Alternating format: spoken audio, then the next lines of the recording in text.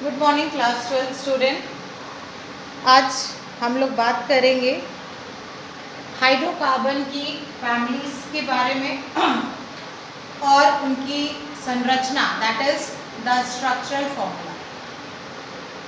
हम लोगों ने बात की थी कल कि हाइड्रोकार्बन कुछ फैमिलीज होती हैं जो ऑर्गेनिक केमिस्ट्री से रिलेटेड होती हैं। ये आपका लेसन नंबर 6 है जिसका नाम है ऑर्गेनिक केमिस्ट्री। और इस चैप्टर में हम लोगों ने कल के विषय में बात की थी कि हाइड्रोकार्बन ऐसे कंपाउंड्स होते हैं जो हाइड्रोजन और कार्बन के साथ मिलकर बनते हैं, मतलब ऐसे यौगिक होते हैं जो हाइड्रोजन और कार्बन से मिलकर बनते हैं। इनके लिए हम लोगों ने क्लास 10 में 10वीं क्लास में बात की थी कि ये 3 तरह के हाइड्रोकार्बन्स होते हैं, एल्केन, एल्कीन और एल्काइंस, जिसमें हम लोगों ने बात की थी।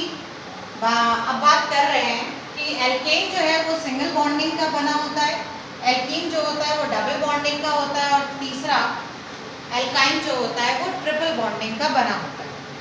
इसी के आधार पर हम लोगों ने कल बात की थी कि एल्काइल ग्रुप होता है।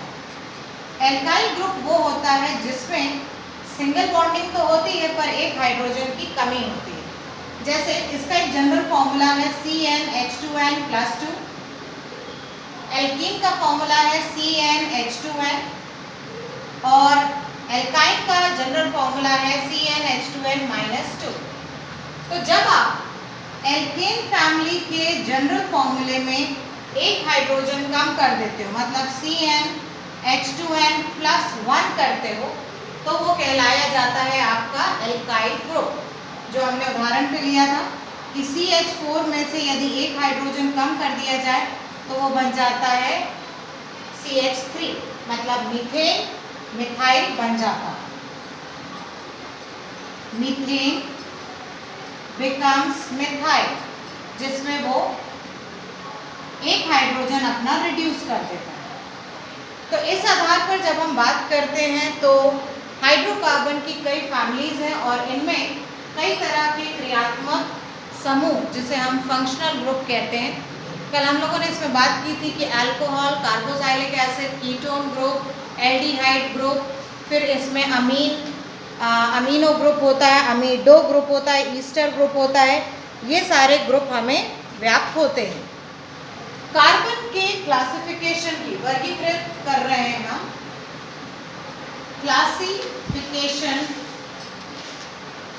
ऑफ कार्बन एटम्स की यदि बात की जाए तो ये 4 तरीके से कार्बन एटम्स को हम, जब उनकी संरचना होती है, जब उनका बॉन्डिंग होती है, तब ये 3-4 चीज़ें हमें प्राप्त होती हैं। सबसे पहला जो है वर्गीकृत,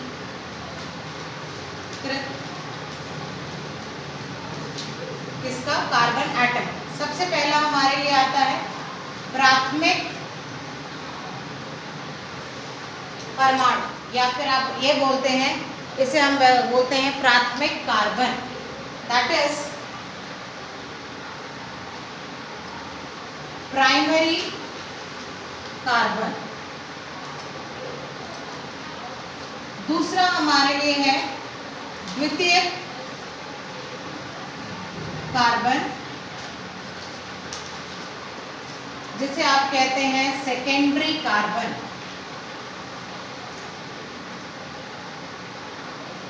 तीसरा हमारे लिए है टर्शियरी कार्बन, या हम इसे बोलते हैं तृतीयक कार्बन।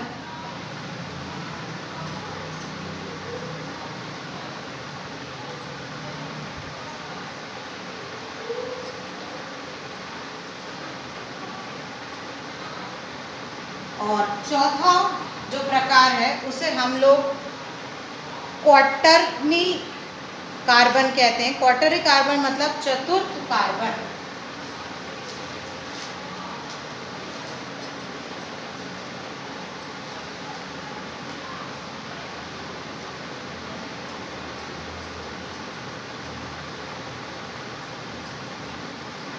अब ये चारों टाइप्स होते क्या? जब कार्बन सिर्फ एक किसी सिंगल कार्बन से जुड़ा होगा तो वो 1 डिग्री बनाएगा, जिसे हम कहते हैं प्राथमिक कार्बन या प्राइमरी कार्बन। दूसरा 2 डिग्री, तीसरा 3 डिग्री और चौथा 4 डिग्री। इस बात को यदि हम समझना चाहते हैं तो हम एक उदाहरण के तौर पर इनके डिग्रीज और इनके कार्बन को समझा सकते हैं। जैसे यदि हमारे पास एक कार्बन 2, 3, 4 इस तरीके से जुड़े हैं तो हमारे पहले कार्बन और दूसरे कार्बन के बीच में सिर्फ एक बॉन्डिंग का जुड़ाव है, इसलिए ये हो जाएगा प्राथमिक कार्बन या प्राइमरी कार्बन। ये कार्बन दो तरफ से जुड़ा है, 1 और 2, तो ये हो जाएगा 2 डिग्री या फिर द्वितीयक कार्बन या सेकेंडरी कार्बन। ये कार्बन 3 जगह से जुड़ा है, इसलिए हम इसे मानेंगे 3 डिग्री या तृतीयक कार्बन या फिर हम इसे बोलते हैं टर्शरी कार्बन। पर जब आप आखिरी कार्बन में आते हैं तो ये कार्बन हमारे लिए 4 डिग्री या चतुर्थ कार्बन या क्वाटरनरी कार्बन होता है, जिसमें एक कार्बन अपने आप को 4 जगह से बाइंड करके रखता है या जोड़कर रखता है।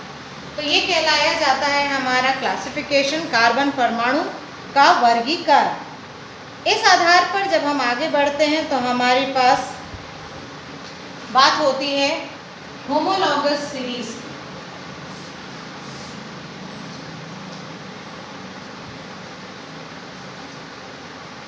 होमोलॉगस सीरीज की यदि बात की जाए तो होमोलॉगस सीरीज वो होती है जिस सीरीज में हर कार्बन के बीच में एक निश्चित हमारे लिए अंतर होता है। इसे हम लोग सजातीय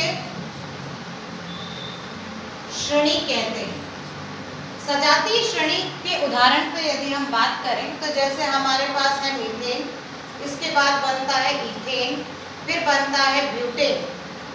तो पहले और दूसरे के बीच में कार्बन का अंतर आ रहा है 1 और हाइड्रोजन का अंतर आ रहा है 2। उसी तरह तीसरे और दूसरे के बीच में पहले पे कार्बन का अंतर 2 से 3 माइनस करेंगे तो 1 कार्बन, और 8 से 6 माइनस करेंगे तो ये बन जाएगा 2 कार्बन। तो हर एक हाइड्रोकार्बन के कंपाउंड के बीच में एक कांस्टेंट डिफरेंस, एक निश्चित अंतर होता है जिसे हम CH2 का डिफरेंस कहते हैं।